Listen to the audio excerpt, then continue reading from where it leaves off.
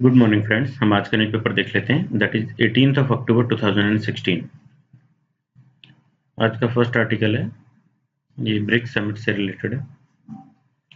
तो ब्रिक्स के आउटकम्स, ये आर्टिकल ऑलमोस्ट फिक्स था कि आना ही है, क्योंकि आउटकम्स बहुत ज़्यादा देखने को नहीं मिले हैं। फर्स्ट थिंग कि इसमें लिखा है कि 109 पैरा का जो डिक्लेरेशन है, गोवा डिक्लेरेशन, उसमें मैक्सिमम चीज़ें, कई सारे पैरा तो सिर्फ मतलब टेररिज्म से रिलेटेड है, और बाकी सारे जो हैं वो भी वर्ल्ड के जो इश्यूज हैं, मेन इश्यूज हैं, उन पे कहीं फोकस नहीं करते हैं। तो इस आर्टिकल में कह रहे हैं कि while BRICS represents 2/3 of population of the world, और लगभग 30 to 35% जीडीपी वर्ल्ड की ये रिप्रेजेंट करता है, लेकिन फिर भी इस आउटकम में, गोवा डिक्लेरेशन में, ये पूरा टेररिज्म पे बेस्ड रहा। इसका आउटकम टेररिज्म रहा।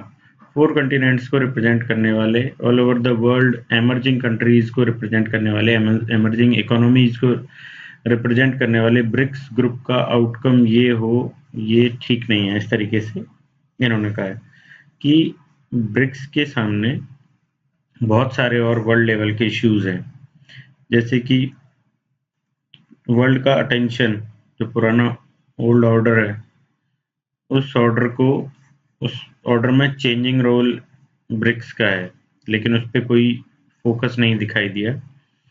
बाकी चीज़ें देखी जाए तो रिसोर्सेज शेयरिंग, जैसे कि ऑयल या फिर प्रीशियस मेटल्स हैं, लैंड है, या फिर क्लाइमेट चेंज की कोई बातें हैं, पावर्टी एलिवेशन से रिलेटेड चीज़ें हैं, तो ऐसी कोई भी बात इसमें नहीं की गई।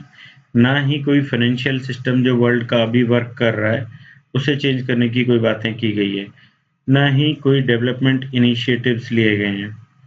इस तरीके से ओवरऑल देखा जाए तो वर्ल्ड की जो प्रॉब्लम्स हैं, फाइनेंशियल चेंजेज, फाइनेंशियल इनिशिएटिव्स कोई लिए जाते हैं, तो जैसे आईएमएफ, इसमें कोटा सुधार वगैरह की बातें, वर्ल्ड बैंक जो देता है अपने लोन्स वगैरह, उसमें किस तरीके से क्या डिस्ट्रीब्यूशन हो, इसके हेड्स जो बनते हैं, तो जैसे इस बार जापान से बना है, अदरवाइज तो पहले ईयू से बनता था।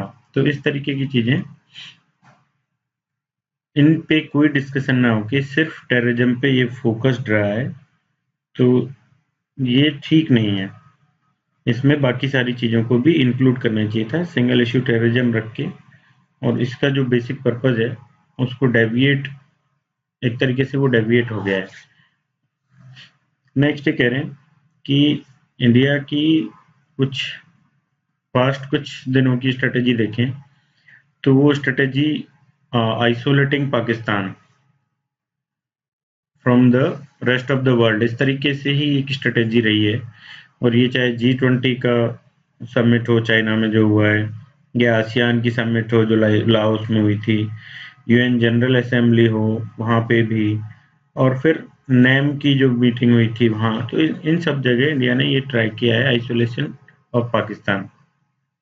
तो सिर्फ उस पर फोकस करने के बजाय बाकी सारे जो मुद्दे हैं उनको भी साथ में लेके चलना चाहिए, उन पर भी फोकस करना चाहिए, क्योंकि टेररिज्म जो है, फाइन, वर्ल्ड लेवल की प्रॉब्लम है टेररिज्म, लेकिन सिर्फ टेररिज्म को मुद्दा बनाया जाए और बाकी चीज़ों को छोड़ दिया जाए, वो फिजिबल सॉल्यूशन नहीं है, और वो ठीक रास्ता नहीं है। इस तरीके से ये कंक्लूड करते हैं इसको, कि एक फेलियर है इतनी बड़ी समिट का, इस तरीके से टेररिज्म पे ही बेस्ड हो जाना, ये इटसेल्फ एक फेलियर है। इंडिया या ब्रिक्स सबको ट्राई करना चाहिए कि डेवलपमेंट प्लस प्रॉस्पेरिटी ये all over the world establish कर पाएँ। ये अपने-अपने रीजन्स के सारे जो ब्रिक्स कंट्रीज़ हैं, ये लीडर्स हैं, एटलीस्ट रीजनल लीडर्स हैं, तो ये ग्लोबल लीडर्स की तरफ जैसे आगे बढ़ रहे हैं, इनकी इकोनॉमी बढ़ रही है, तो they have to play a vital role in the world society, world community, और उसकी जो प्रॉब्लम्स हैं उनमें they have to play a bigger role, तभी जाके कुछ ब्रिक्स जैसे ग्रुप्स का कुछ फायदा निकल पाएगा। सो नेक्स्ट आर्टिकल हम देखते हैं। ये आर्टिकल तमिलनाडु में जो अरेस्ट किया गया था 2 बैंक कर्मचारियों को और कई लोगों को, बाकी को भी अरेस्ट किया गया था, तो उससे रिलेटेड ये आर्टिकल है। तो हमने इस पे पहले भी बात की है कि पुलिस का तो यहाँ कहना है कि हमने उन्हें अरेस्ट किया है कि कोई सोशल अनरेस्ट ना पैदा हो, कि लोग इस तरीके की बातें करेंगे, इस तरीके की र्यूमर्स उठाएंगे तो पब्लिक ऑर्डर जो है, लॉ एंड ऑर्डर, वो डिस्टर्ब होगा और उसके लिए, लॉ एंड ऑर्डर के लिए एक थ्रेट डेवलप हो जाएगा। इस तरीके की बातें होंगी, इसलिए हमने इनको गिरफ्तार किया है। लेकिन इस आर्टिकल में इनका कहना है कि पब्लिक अनरेस्ट और लॉ एंड ऑर्डर की समस्या जो आप कह रहे हो कि ये क्रिएट हो जाएगी, तो उसके लिए आपके पास सॉल्यूशन है कि कंटिन्यूअसली अपडेट करते रहो कि क्या उनकी हेल्थ की सिचुएशन है। जो जयललिता की हेल्थ सिचुएशन है वो नहीं पता किसी को भी, इसलिए रूमर्स हो रही हैं, बातें लोग आपस में कर रहे हैं। तो उसका सॉल्यूशन ये है, उसका सॉल्यूशन गिरफ्तारी नहीं है। और गिरफ्तारी वैसे भी ऐसी चीजों के लिए गिरफ्तारी, और उसमें भी जो बैंक कर्मचारी हैं उनकी गिरफ्तारी में तो इन्होंने बताया कि वो अपने बैंक में या कहीं भी पर्सनली 2 लोग बात कर रहे हैं, तो वो एक प्राइवेट टॉक्स हैं। They are not posting their thoughts on any social media, और कहीं बाहर ज्यादा लोगों में भी वो बात नहीं कर रहे हैं। तो how could it affect the public law and order? तो इसलिए पुलिस ने जो किया वो गलत है। जैसे कि सेडिशन लॉज के लिए गिरफ्तार किया जाता है, तो इस तरीके से जो अभी गिरफ्तार किया जा रहा है, ये अथॉरिटीज का टोटल मिसयूज है। ये right to freedom, freedom of speech, सारे फंडामेंटल राइट्स का वायलेशन है। तो this should not happen again. इस तरह की बात इसमें की है। नेक्स्ट हम आर्टिकल देख लेते हैं। 3 तलाक इशू को यूनिफॉर्म सिविल कोड से कंफ्यूज नहीं किया जाना चाहिए, उससे कोरिलेट नहीं किया जाना चाहिए। ये इसका एसेंस है आर्टिकल का, ये सार है। तो इस आर्टिकल में दिया है कि 1985 जो रिजल्ट निकला था, 1986 में एक्ट आया था एक, इस एक्ट का नाम था मुस्लिम woman protection of rights act, protection of rights and divorce act 1986। ये किसका रिजल्ट था?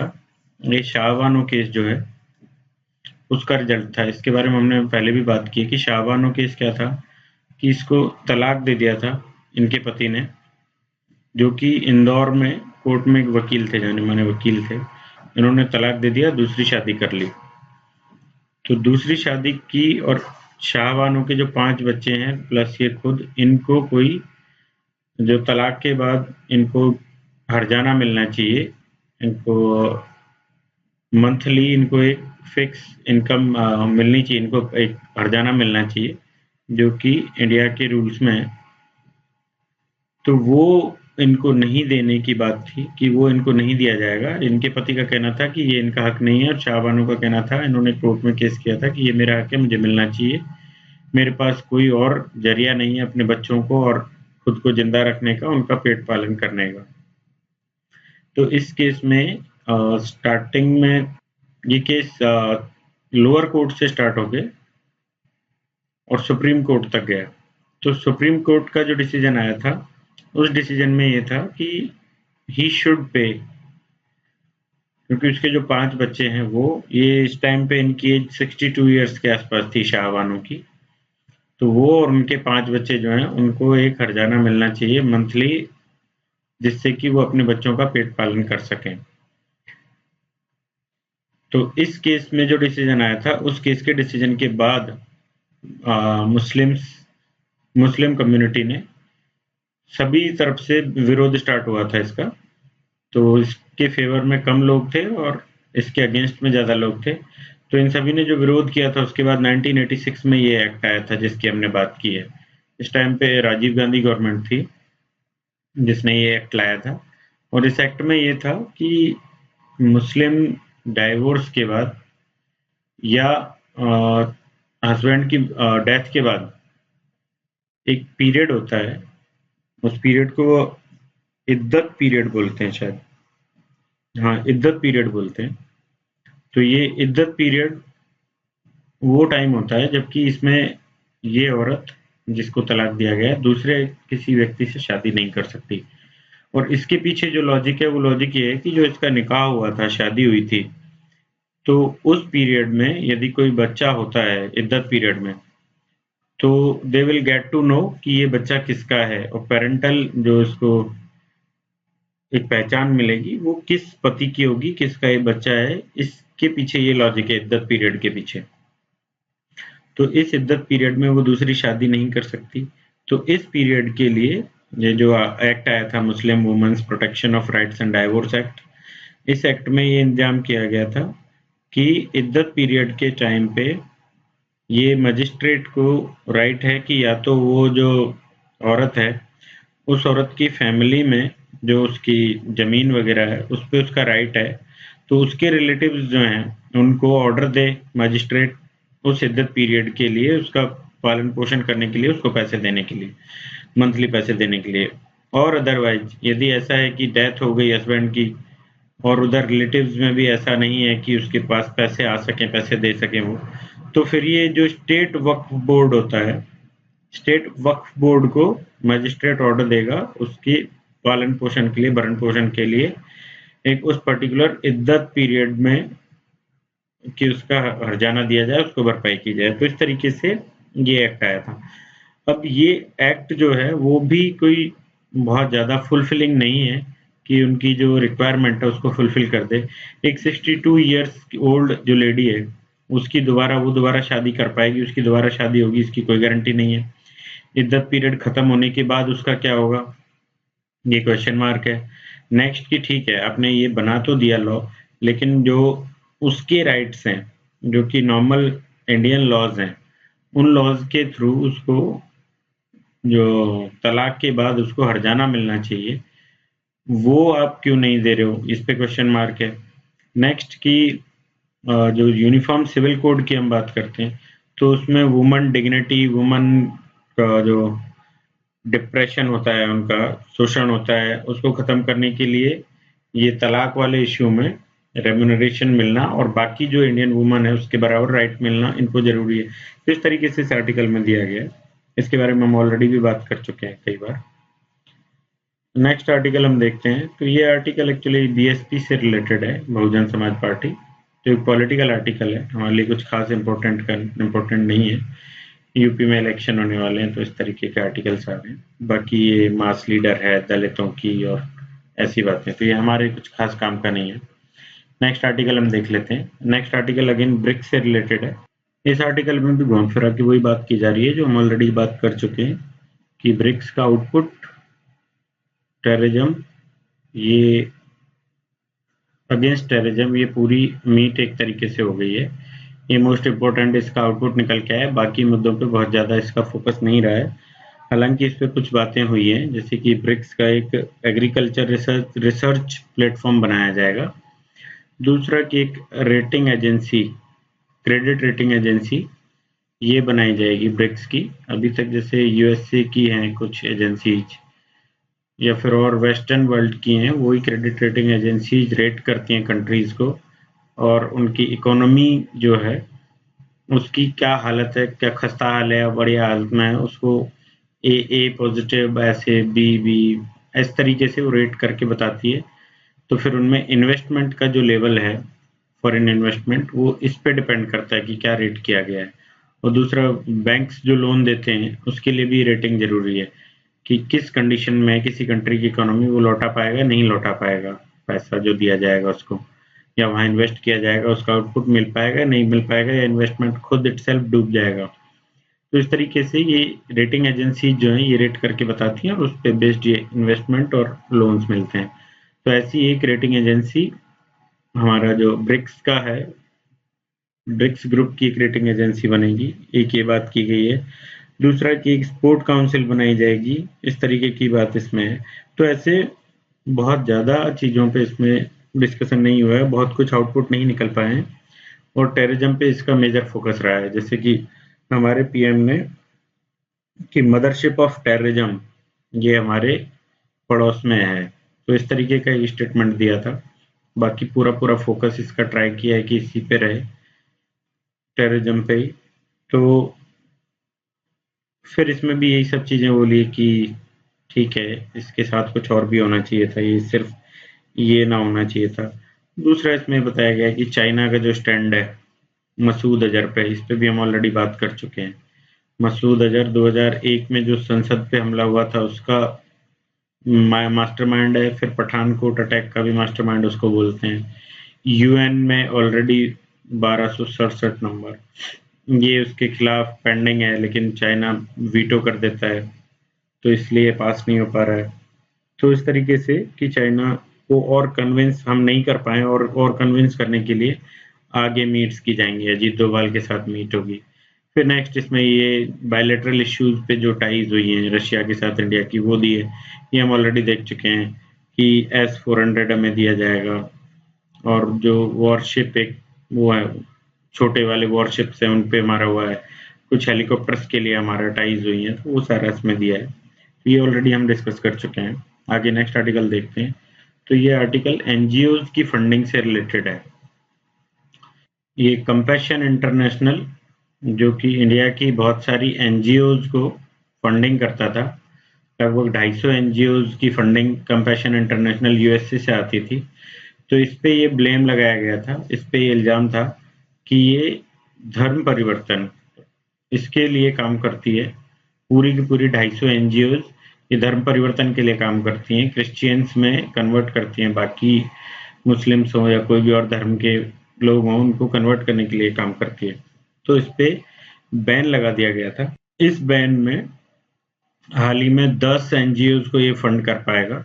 इस तरीके से हमारी फॉरेन मिनिस्ट्री ने एक नोटिस निकाला है, और फिर होम मिनिस्ट्री को भी कहा है कि इनको जो 10 एनजीओज हैं इनको फंड करने दिया जाए। तो ये क्वेश्चन लास्ट ईयर काफी ये न्यूज में था, लास्ट ईयर और last to last year Manmohan Singh ने, प्रधानमंत्री हमारे मनमोहन सिंह थे, उन्होंने एक रिपोर्ट आई थी, आईबी की एक रिपोर्ट आई थी कि ये सारी जो एनजीओज हैं, जैसे कि एक तो ये धर्म परिवर्तन के लिए काम कर रही हैं, दूसरा क्लाइमेट चेंज के नाम पे हमारे प्रोजेक्ट्स को ये रुकवाती हैं। तो इस तरीके से, और फिर जैसे और जो इश्यूज हैं कुछ, जैसे भोपाल गैस वाला इश्यू है, या और कुछ इश्यूज जो कि एक एडमिनिस्ट्रेशन में प्रॉब्लम्स क्रिएट करते हैं। हमारे इंस्टॉल्ड प्रोजेक्ट जो हैं, उन प्रोजेक्ट्स को, हमारे जो चल रहे हैं अभी इंस्टॉलेशन के उसमें हैं, उनको रुकवाने की कोशिश करते हैं। ये हमारे डेवलपमेंट में प्रॉब्लम क्रिएट करते हैं, और ये इंटरनल सिक्योरिटी के लिए भी थ्रेट क्रिएट करते हैं। तो इस तरीके की बातें मनमोहन सिंह की गवर्नमेंट के टाइम पे आईबी की जो रिपोर्ट आई थी उससे निकल के आई थी। तो उसमें ये लगभग 10,000 एनजीओ जो हैं उनका एफसीआरए, हमारा एक्ट जो है, फॉरेन कंट्रीब्यूशन रेगुलेशन एक्ट, इसका इसके थ्रू एक लाइसेंस मिलता है।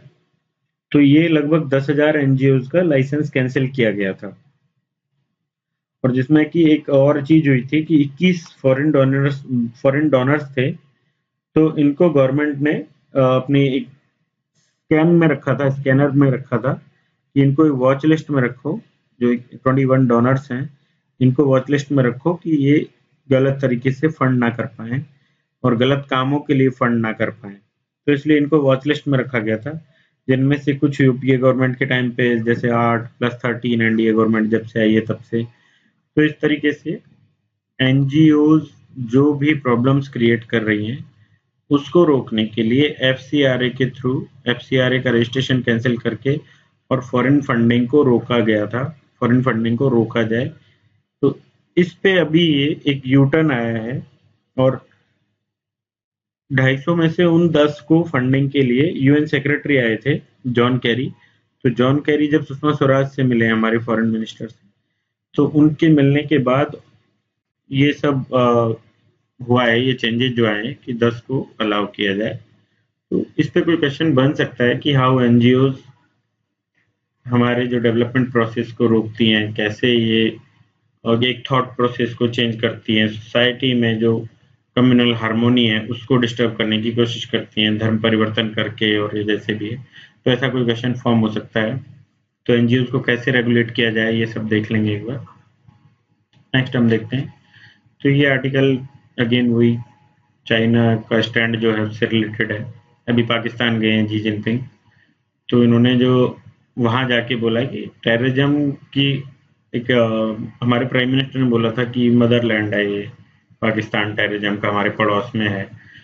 तो उस पे ये बोलते हैं कि नहीं, इस्लामाबाद ने भी काफ़ी सैक्रिफाइस किए हैं इसके लिए, एंटी टेररिज्म पे काम करने के लिए, तो उनके कंट्रीब्यूशन को नहीं भूलना चाहिए। और चाइना, तो अब इनके अच्छे रिलेशंस है चाइना पाक के, तो ऑब्वियसली ऐसी बातें करेगा ही। और मसूद अजहर वाला मामला है तो उस पे भी चाइना साथ नहीं दे रहा है, वीटो कर देता है, तो ऐसी बातें हैं, तो ये हम ऑलरेडी देख चुके हैं। नेक्स्ट, लोडा पैनल, इस पे हम कई बार बात कर चुके हैं। नेक्स्ट, कावेरी पैनल, इस पे हम कई बार बात कर चुके हैं पुराने उसमें, तो आप देख लीजिएगा। नेक्स्ट हम देखते हैं, ये दोनों आर्टिकल्स कावेरी पैनल से रिलेटेड है कि फार्मर्स का रिवाइवल जो है वो सर्वाइवल फार्मर्स का मुश्किल हो जाएगा, तो ये सब हम ऑलरेडी देख चुके हैं। नेक्स्ट देखते हैं हम, ई वेस्ट का है, ये वेस्ट मैनेजमेंट से रिलेटेड आर्टिकल है। तो वेस्ट मैनेजमेंट पे बार बार मैं आपको बोल रहा हूँ, इसमें ये दिया है कि लैंडफिल्स जो हैं उनकी कैपेसिटी होती है वो ख़त्म हो जाती है, फिर भी उनमें लगातार कचरा डाला जाता रहता है। ये भलसवा वाला जो प्लांट है, तो भलसवा में 2800 मीट्रिक टन डेली का वेस्ट वहाँ सॉलिड वेस्ट पहुँचता है। तो इसका ट्रीटमेंट प्रॉपर नहीं हो पा रहा है। मीथेन इसमें जब बहुत ज़्यादा इकट्ठा हो जाता है तो मीथेन जनरेट होती है और वो प्रॉब्लम क्रिएट करती है, आग वाग लगने की और वो चीज़ें भी होती हैं। तो इसके लिए एनर्जी में कन्वर्ट करने का इस प्लांट को वेस्ट टू एनर्जी इस तरीके से डेवलप करने हैं, एक प्लांट बनाना है वेस्ट टू एनर्जी डेवलपमेंट के लिए। तो वो नरेला बवाना वाला जो दिल्ली का एक और लैंडफिल है, वहाँ ऑलरेडी उसमें प्रोसेस में चल रहा है। तो ये अपना जो भलसवा वाला है उस पे भी ये डेवलप किया जाए। और जैसे नरेला वाला है तो उस पे 1000 मीट्रिक टन डेली उस पे एनर्जी में उसको कन्वर्ट किया जा सकेगा।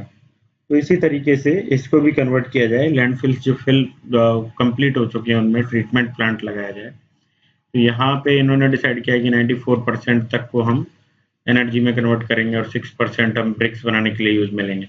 तो आप ये चीज पॉइंट्स आप नोट कर सकते हैं कि जैसे इसको एनर्जी में कन्वर्ट किया जा सकता है, नेक्स्ट की ब्रिक्स बनाने के लिए यूज में लिया जा सकता है, नेक्स्ट जैसे मीथेन गैस इससे निकलती है तो कुकिंग जो गैस है उसको भी जनरेट की जा सकती है।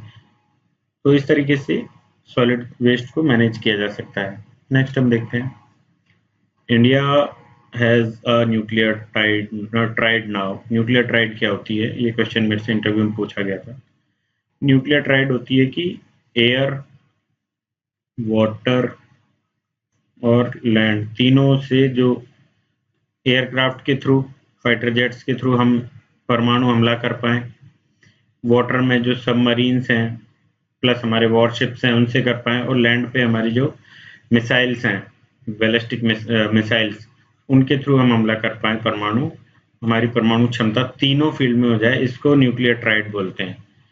तो इंडिया अभी न्यूक्लियर ट्राइड हो गया है। अरिहंत हमारा जो है, तो अरिहंत न्यूक्लियर सबमरीन है और वो न्यूक्लियर लॉन्च करने में भी सक्षम है। तो इसलिए इंडिया एक न्यूक्लियर ट्राइड बन गया है। इस तरीके की बात इस आर्टिकल में की गई है।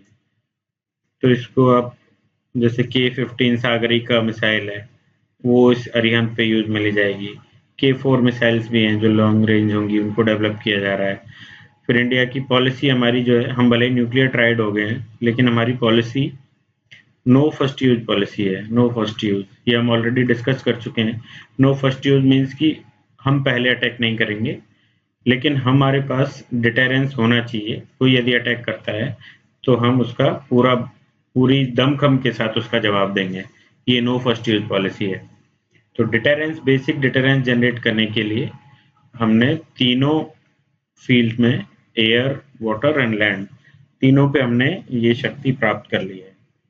नेक्स्ट आर्टिकल बिम्स्टेक का है। तो बिम्स्टेक, और हमने सार्क में बिम्स्टेक को बुलाया, इस पे भी हम कई बार डिस्कस कर चुके हैं। बिम्स्टेक पहले बिस्टेक था, 1997 में बना है। बांग्लादेश, इंडिया, श्रीलंका, थाईलैंड, फिर इसमें म्यांमार जुड़ा है दिसंबर 1997 में ही। देन इसमें नेपाल और भूटान को भी जोड़ लिया गया है। तो ये अभी बिस्टेक हो गया है, technical and economic cooperation, Bay of Bengal initiative for technical and economic cooperation, इस तरीके से इसका नाम है। तो ये सार्क और आसियान इन दोनों के बीच की एक कड़ी है ये हम ऑलरेडी बात कर चुके हैं। तो ये इंडिया चाहता है कि BIMSTEC should play a major role now, क्योंकि सार्क का जो प्लेटफॉर्म है वो प्लेटफॉर्म पाकिस्तान की वजह से वो खराब हो चुका है, और उसमें सिर्फ टेररिज्म से रिलेटेड ही चीज़ें रह जाती हैं, उसमें ज़्यादा बात नहीं हो पाती हैं, वो हर चीज़ में टांग अड़ाता है पाकिस्तान। जैसे कि एक ट्रांजिट कॉरिडोर की बात थी कि सारी कंट्रीज़ में ट्रांसपोर्ट के लिए ईज़ी हो जाएगा, वो भी नहीं होने दिया, और बाकी सारी चीज़ें भी पाकिस्तान नहीं होने देता है। तो इसलिए we should focus on BIMSTEC now, क्योंकि बिम्स्टेक हमारी जो ज़रूरतें हैं उनको पूरा करेगा, और BIMSTEC can play a major role in जो रीजनल प्रॉब्लम्स हमारी हैं उनको हल करने में और डेवलपमेंट में, इकोनॉमिक टाइज इनके साथ करके, कल्चरल टाइज इनके साथ करके हम एक इस ऑर्गेनाइजेशन को, इस ग्रुप को वर्ल्ड लेवल पे खड़ा कर सकते हैं, बड़े लेवल का हम बना सकते हैं, और इसका एक पूरे वर्ल्ड की जो पॉलिटिक्स या सोशल इश्यूज हैं उनमें एक से डेवलप हो पाएगा यदि हम इसको डेवलप करते हैं। तो फर्स्ट हमने जो अभी देखा कि ये कब बना और कितने इसमें मेंबर्स हैं, 7 मेंबर्स हैं इसके। तो इसमें हम देख लेते हैं किस किस चीज़ पे ये किस किस चीज़ से रिलेटेड है, क्या क्या काम इसमें करते हैं। तो इसमें एक करीब 14 पॉइंट्स हैं, 14 सेक्टर्स हैं जिनमें कि ये काम करता है।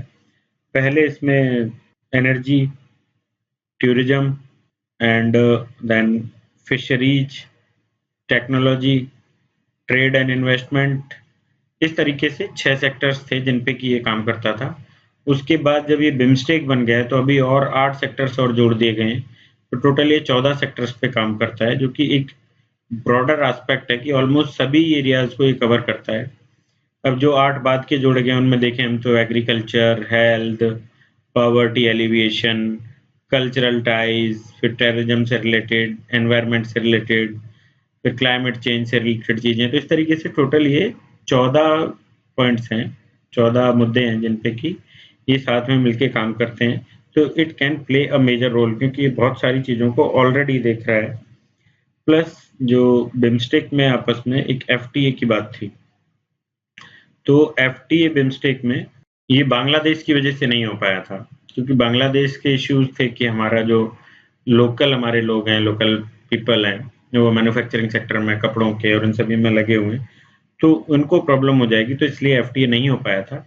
लेकिन अभी बांग्लादेश भी इसमें बातचीत कर रहा है, बांग्लादेश भी इस मुद्दे में शामिल हो गया है, तो इस पे अभी नेगोशिएशन चल रहे हैं, ये कल को हो जाएगा यदि इस पे कोशिश की जाए। नेक्स्ट की जो सर्विस सेक्टर से रिलेटेड एफटीए है वो भी पॉसिबल है यदि कोशिश की जाए तो। फिर इसमें ये कुछ इश्यूज बताते हैं कि ये हम बात तो इसके लिए कर रहे हैं, ठीक है, बड़ी बड़ी, लेकिन इसके अपने कुछ इश्यूज भी हैं, जैसे कि रोहिंग्या वाला एक इशू है। रोहिंग्या रेफ्यूजीज को लेके बांग्लादेश और म्यांमार के बीच आपसी झगड़ा है। ऐसे ही म्यांमार थाईलैंड के बीच बॉर्डर प्रॉब्लम्स हैं। तो इस तरीके से कुछ प्रॉब्लम्स इनके आपस में भी हैं। भूटान और नेपाल में भी रिफ्यूजी प्रॉब्लम है। तो उन प्रॉब्लम्स को भी हमें हैंडल करना पड़ेगा, उन प्रॉब्लम्स को भी हमें एड्रेस करना पड़ेगा, तभी जाके बिम्स्टेक जो मेजर रोल प्ले करेगा वो कर पाएगा। नाउ नेक्स्ट आर्टिकल हम देखते हैं। तो नेक्स्ट आर्टिकल हमारा रशिया के साथ जो टाइज हुई हैं उनसे रिलेटेड है। हम ऑलरेडी इसके बारे में कई बार बात कर चुके हैं कि इतनी S-400 ट्राइम्फ जो है वो हमें दिए जाएंगे। ये एक एयर डिफेंस सिस्टम है, 400 किलोमीटर तक का इसकी रेंज है। तो पाकिस्तान से जो हमारी रेंज में आ जाएगा, पाकिस्तान से कोई एयरक्राफ्ट उसकी टेरिटरी से जब उड़ान भरेगा तभी हम उसको कैच कर पाएंगे, और हम चाहें तो उससे डिस्ट्रॉय कर सकते हैं 400 किलोमीटर्स तक। ये one of the most advance technology है। नाटो का से भी कंपैरिजन इन्होंने दिया है कि ऐसे 21 ग्रोवलर है उनका, वो और ये सेम ही चीज़ है, तो ये हमें मिलेगा। और दूसरा कि ये हमने बात की थी फ्रिगेट्स की, कि 4 ये फ्रिगेट्स हमें दिए जाएंगे, सॉरी 6 फ्रिगेट्स हमें दिए जाएंगे, 4 ये हैं जो हमारे S-400 हैं, ये 4 हैं और 6 फ्रिगेट्स हैं। तो ये भी हमारी एक नेवी जो है, ब्लू वाटर नेवी की हम बार बार बात करते हैं, तो हमारी नेवल पावर्स को बढ़ाएगा। ये एंटी सबमरीन अटैक कर सकता है, एंटी शिप भी है, जो वॉरशिप्स होते हैं उनको अटैक कर सकता है। 60 किलोमीटर पर आवर तक स्पीड होती है इसकी, तो ये हमें मिलेगा। इस पे हम ब्रह्मोस भी लगा सकते हैं। तो इस तरीके से हमारी जो नेवी की पावर्स हैं वो बढ़ जाएंगी। यहाँ फिर हमने देखा कि आर्मी की पावर्स इससे बढ़ रही है, प्लस फिर थर्ड जो है ये हमारी हेलीकॉप्टर्स ये बनाएंगे HAL plus state of Rostec corporation है, स्टेट रोस्टेक कॉर्पोरेशन, ये है रशियन कंपनी है, ये मिलके हेलीकॉप्टर्स बनाएंगी कामोव 226T। तो ये हेलीकॉप्टर 200 हेलीकॉप्टर्स के आसपास की बात है। तो इसमें ट्रांसफर ऑफ टेक्नोलॉजी होगा, जिससे कि आगे इंडियन जो साइंटिस्ट हैं HAL वगैरह ये आगे काम कर पाएँ और अपने लेवल पे भी ये फिर डिज़ाइन कर पाएँ, प्रोडक्शन कर पाएँ। तो ट्रांसफर ऑफ टेक्नोलॉजी इसमें होगा। ये हमारी एयर फोर्स को ट्रांसपोर्टेशन में भी यूज में ले सकते हैं या फिर नेवी में भी हम यूज में ले सकते हैं। तो हमारा ट्रांसपोर्टेशन मजबूत होगा, जो कि एक बहुत ही इंपॉर्टेंट पार्ट होता है डिफेंस सेक्टर में, क्योंकि यदि कहीं भी कभी भी वॉर हो जाता है तो वहाँ पे ट्रांसपोर्टेशन ही नहीं हो पाता है हथियारों का और आर्मी का, मिलिट्री का। तो इसलिए वहाँ पे जरूरी है कि ट्रांसपोर्टेशन सिस्टम मजबूत हो। तो इस तरीके का हमारे रशिया के साथ टाइज हुई हैं। नेक्स्ट आर्टिकल हम देख लेते हैं। तो ये नेक्स्ट आर्टिकल एक तो रिलेटेड है NHRC की जो रिपोर्ट आई थी कैराना पे, कि यहाँ पे मुजफ्फरनगर जो दंगे हुए हैं उसके बाद जो डिस्प्लेस्ड लोग हैं उनके आने के बाद यहाँ पे दंगे बढ़ गए हैं, और मुस्लिम कम्युनिटी के जो क्रिमिनल्स हैं उन्होंने हिंदू फैमिलीज को वहां से जाने के लिए मजबूर कर दिया। इस तरीके की NHRC की रिपोर्ट आई थी, लेकिन इस पर हमने पहले भी देखा था कि लगभग 10 फैमिलीज पे ही इन्होंने उनसे ही बात की है आउट ऑफ 346। तो इनकी रिपोर्ट पे सभी ने डाउट क्रिएट किया था। तो ऐसे ही अब माइनॉरिटीज जो नेशनल कमीशन ऑन माइनॉरिटीज है उसने भी डाउट क्रिएट किया और उसने अपनी एक टीम भेजी और ये बोला है कि NHRC की रिपोर्ट गलत है, ये ऐसा नहीं हुआ है। नेक्स्ट आर्टिकल हम देखते हैं। तो ये बृंदा करात का है, यूनिफॉर्म सिविल कोड और 3 तलाक इश्यू से रिलेटेड है। तो ये कह रही है कि यूनिफॉर्म सिविल कोड जो है वो जरूरी नहीं है इक्वलिटी एस्टेब्लिश कर पाए। इनका कहना है कि हिंदू धर्म में जो तलाक होता है उस तलाक में तो सारी चीजें मिलती हैं, वो तो अकॉर्डिंग टू जुडिशियल प्रोसीजर ही चलता है, फिर भी क्या डिस्क्रिमिनेशन वहाँ पे नहीं है औरतों में। या और बहुत सारी चीजें ये बताती हैं कि हिंदू सक्सेशन बिल जो है उसमें 2005 में अमेंडमेंट भी किया गया है, लेकिन फिर भी वहाँ पे डिस्क्रिमिनेशन है। तो इट डजेंट मीन कि आप एक यूनिफॉर्म सिविल कोड बना भी दें तो वो इक्वलिटी ला दे। इक्वलिटी के लिए कुछ और चीजें जरूरी है, वो है सोशल चेंजेस। सोसाइटी में जब तक मेंटलिटी चेंजेस नहीं आएंगे, जो एक पैट्रियार्कल हमारा जो सोसाइटी बनी हुई है वो माइंडसेट खत्म नहीं होगा, तब तक इक्वलिटी नहीं आ सकती। नेक्स्ट आर्टिकल हम देखते हैं। ये आर्टिकल सीरिया से रिलेटेड है कि सीरिया में लगभग 4500 तो ISIS के लड़ाके हैं जिन्होंने कि मौसूल पे अभी कब्जा किया हुआ है। मौसूल एक सिटी है इराक की। तो ये बगदाद से दूर है हालांकि, लेकिन ये नॉर्थ वेस्टर्न पार्ट में है ये।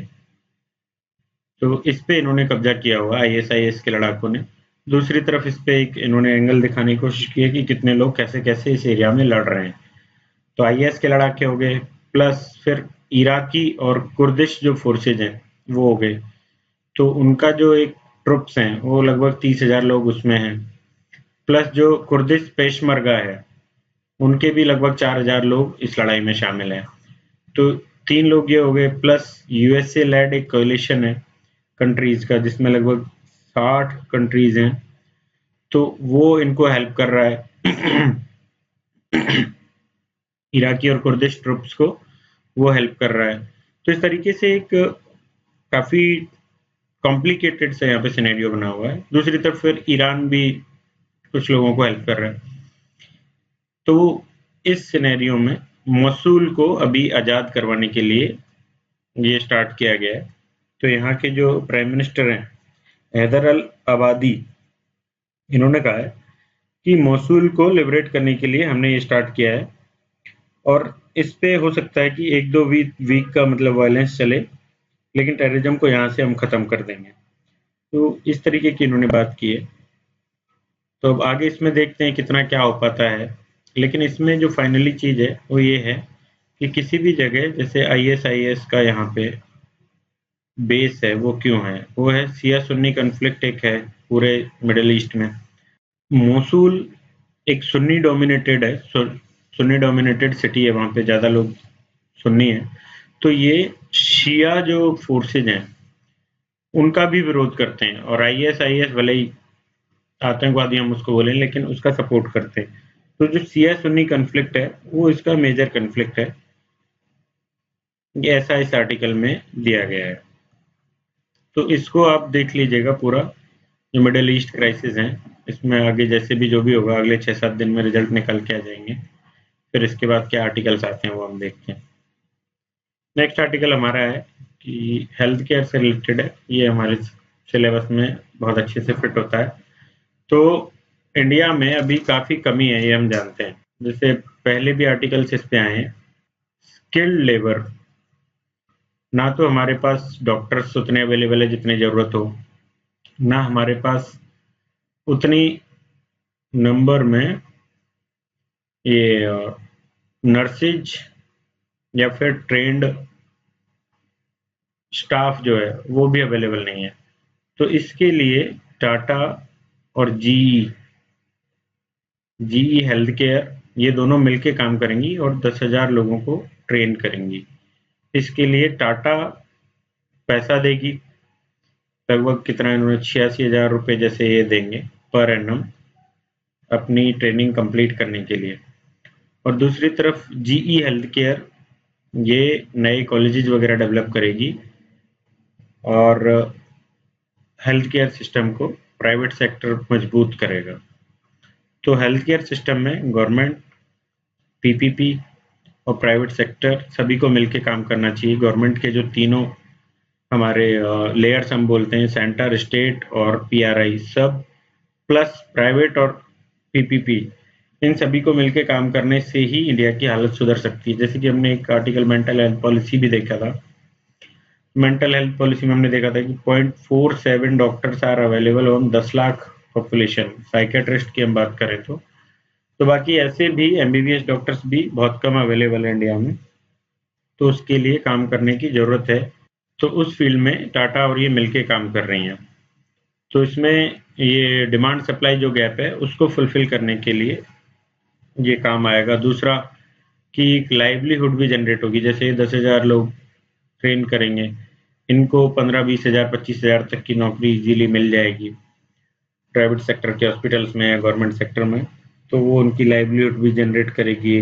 बाकी ये फिर असिस्ट करने के भी काम आएंगे, जैसे कि एक्स-रेज वगैरह करने में, दूसरा ऑपरेशन थिएटर्स में असिस्ट करने के लिए, रेडियोग्राफी में, फिर एनेस्थीसिया के लिए। एनेस्थीसिया की बहुत बड़ा इश्यू होता है, ऑपरेशंस नहीं हो पाते हैं कई बार और मरीज की डेथ ही हो जाती है क्योंकि एनेस्थीसिया देने वाले डॉक्टर्स या फिर जो स्किल्ड लोग हैं वो अवेलेबल नहीं होते।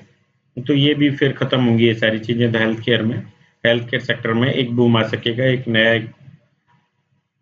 हेल्थ केयर सेक्टर का एक नया चेहरा डेवलप होगा। फिर आगे आर्टिकल्स हम देख लेते हैं। ओके, आज के न्यूज़पेपर में इतने ही आर्टिकल्स हैं। So thank you for listening.